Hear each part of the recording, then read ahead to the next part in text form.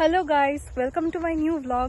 And আজকে আমরা এসেছি সর্ষে খেতে। সো আমার মামা বাড়ি বারাসাতে, অ্যান্ড এই ক্ষেতটা হলো অনেকটা ভেতরে ওখান থেকে।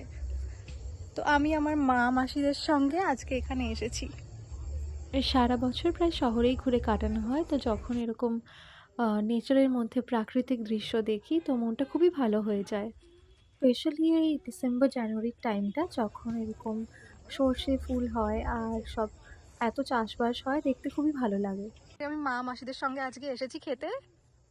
আর এইটা আমার একটা ভাই। আর লেজিট অনেক বড় এরিয়া জুড়ে ক্ষেতটা।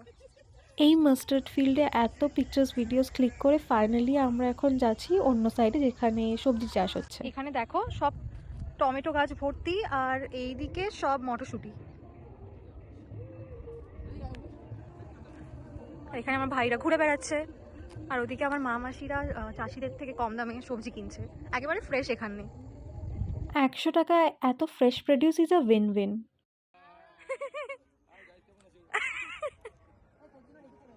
মাম্মা মটরশুঁটি খাসনি, এই যে সেই ক্ষেত।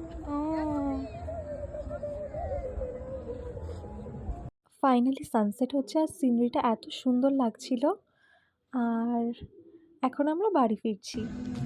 যাক, এখন 5টা বেজে গেছে আর আমরা এখন বাড়ি যাচ্ছি, মানে মাসির বাড়ি যাচ্ছি। আমার ভিডিওতে যে ছোট ভাইটাকে দেখলে, আমরা ফার্স্ট তাদের বাড়ি গেলাম, আর ওখানে গিয়ে আমার এত কিউট একটা পাপির সঙ্গে দেখা হলো। এত শান্ত ছিল, আমার তো ইচ্ছা করছিল আমি নিয়ে বাড়ি চলে আসি। মিনওয়াইল আমার অন্য কাজিনরা, জামাইবাবু এসে গেছিলো আর সবাই এই পাপ্পিটার সঙ্গে খেলছিল। আর যে মাসির বাড়ি গেছিলাম, ওরা রিসেন্টলি হাঁস মুরগি পোষা স্টার্ট করেছে। আমরা ছাদে গিয়ে ওগুলোকেই দেখছিলাম।